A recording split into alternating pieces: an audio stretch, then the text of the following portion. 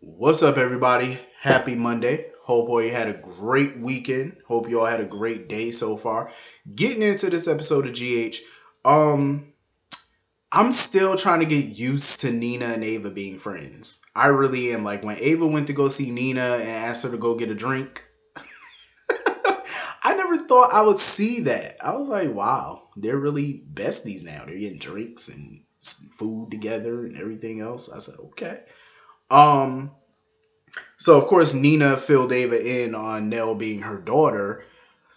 Um and of course, Ava pretty much put it out there. She was like, "Well, your daughter was a psycho." I agree.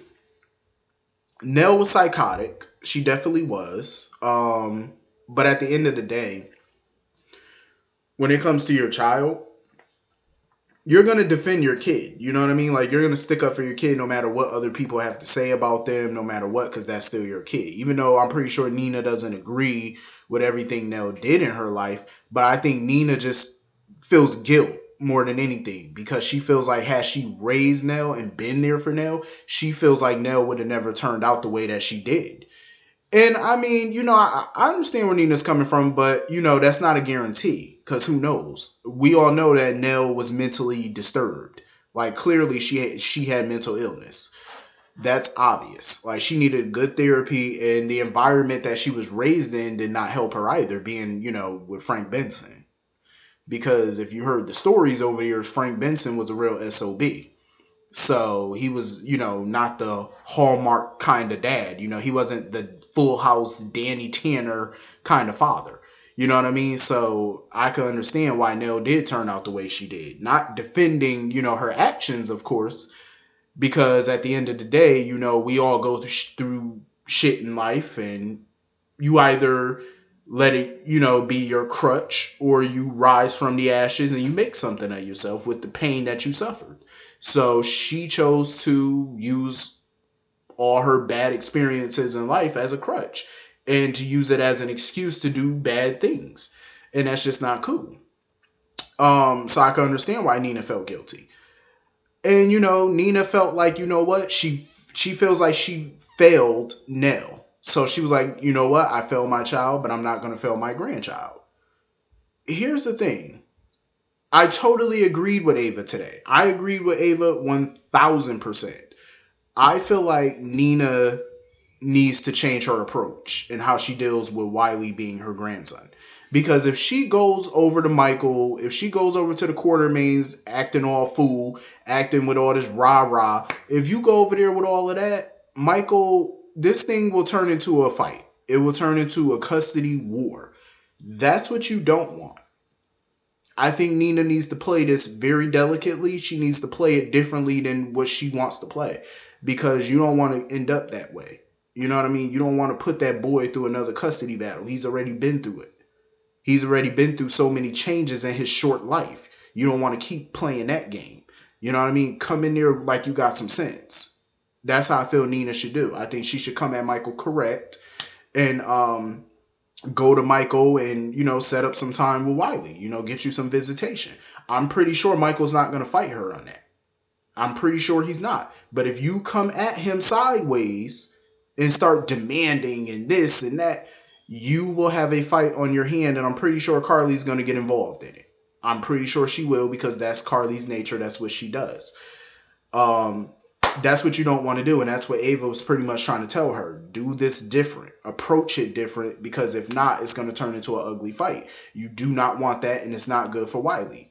Like I said, that boy done been through too much in his little life to have y'all coming in there battling over him like he's some type of property. He's a child. You know what I mean? The more people that love him, the better. You shouldn't have to do all of that. But I think Nina needs to change her approach. You know? Um, so of course, Nina was so surprised when she heard Sonny's voice on that phone. And she was trying to find out who he was to no avail because she didn't get that answer.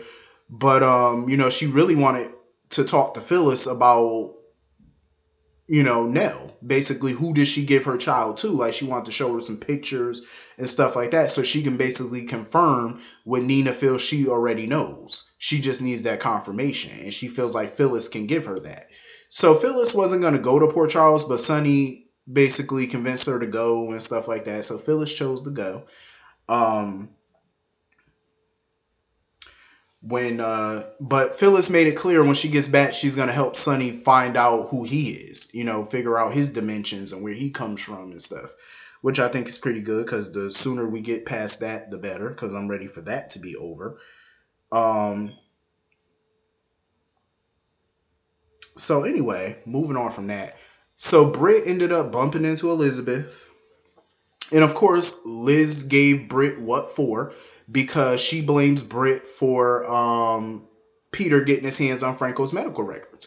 I can't say that I blame Liz for being upset because Britt did give that man access to her computer, even though she did change her mind. But still, you knew that was not protocol because he's not a staff member at the hospital. He's a part of the media, and you should not have done that because you opened that hospital up to some lawsuits.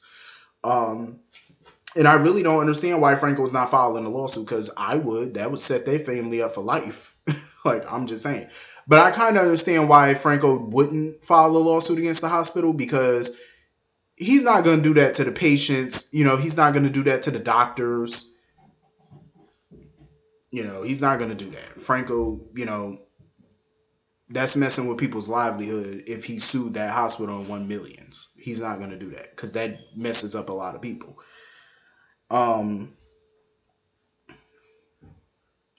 So anyway, come to find out, the technician who was supposed to be, working with Franco with his brain tumor decided not to work with Franco because of his reputation. I said, first of all, that's unprofessional, and you can't do that. You can't deny somebody medical treatment just because of their personal life, because of their reputation. You can't do that. So I'm glad Britt had the foresight to fire that technician and get Franco a new technician so they can treat him. Thank God. And I also think Britt doing that was her way of further apologizing to Franco and Liz. I definitely think it was. But she made the right call firing that technician because that is so unprofessional. And no, you can't do that. You can't just deny somebody medical treatment. Like, you can't. No, absolutely not. So anyway,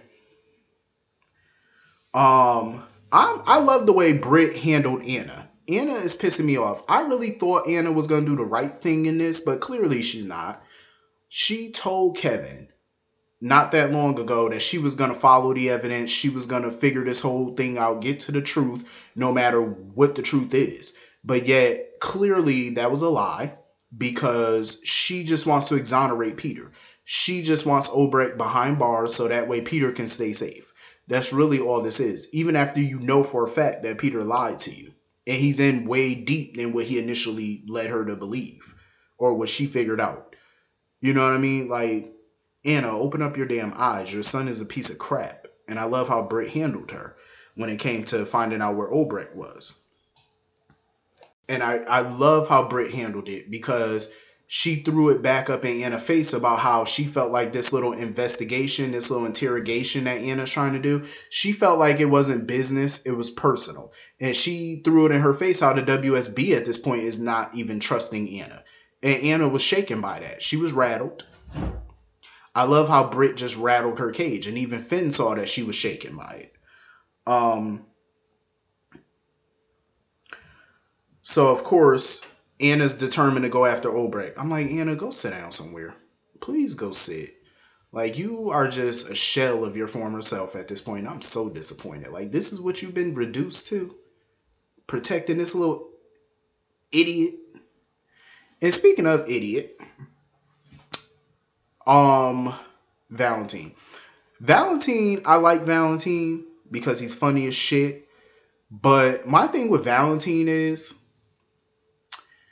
why are you keeping his secrets?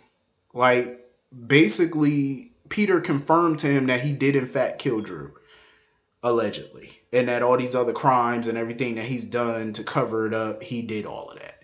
So he was basically begging Valentine not to tell anybody. So Valentine was like, okay, I'll keep your secret. But it's going to be for naught because Valentine made it clear one way or another, this secret is going to come out. And that's what Peter needs to realize. You can cover it up, you can clean it up all you like, you could dress it up, you could do whatever the hell you want to do. Your secret is going to come out. It's going to come out. You know, and Valentine even told him, tell Anna the truth, tell Maxie the truth, just confess. Because Valentine knows no matter how many times you try to cover up a secret, if it wants to come out, one way or another, it's going to come out. It's going to come out no matter what Peter does. Your secret is not going to stay secret. So he needs to just go on ahead and tell the damn truth at this point. And Valentine wants to minimize the damage that it's going to, you know, this secret, all these secrets are going to inflict on people. Valentine just wants to, you know, help out any way that he can because he knows a lot of people are going to be impacted by this when the truth comes out. But I mean, what can you do? Of course, Jocelyn was complaining to Carly about Nell and how Nell is always going to be in their life. So, of course, Carly told Jocelyn about Nell being Nina's daughter and blah, blah, blah. They had their little mother-daughter moment, whatever. Didn't really care for that. What's interesting is someone has Alex's will. And they not only got her will, but somebody placed a letter to Peter in a USB into an envelope for Peter, I guess. My guess is Alex basically with information for Peter telling him that she's his mother. That's what I think that information is. Because I honestly don't even believe Alex is dead. I think she's just presumed dead because they never found her body. And when you never find a body, that means that they're alive. And Alex is very elusive. She knows how to swim, I'm sure. She knows how to evade prosecution, evade death, I'm pretty sure. So we all know Alex is far from dead. And I have a feeling in the near future, she's definitely going to pop up. Like, if Peter doesn't die or anything like that, or even if he does, Alex is going to pop up. And I can't wait. Because you know when she pop up, she's going to start some shit. And I already know it. And I'm here for it. But pretty much, that was the entire episode. Hit the comment section. Let me know what y'all thought about it. But before I go, actually, I want to know what's in that will. Like, is she leaving certain items to Peter? Is she leaving some trinkets? Like, what is Alex leaving? Like, what is she bequeathing? I want to know.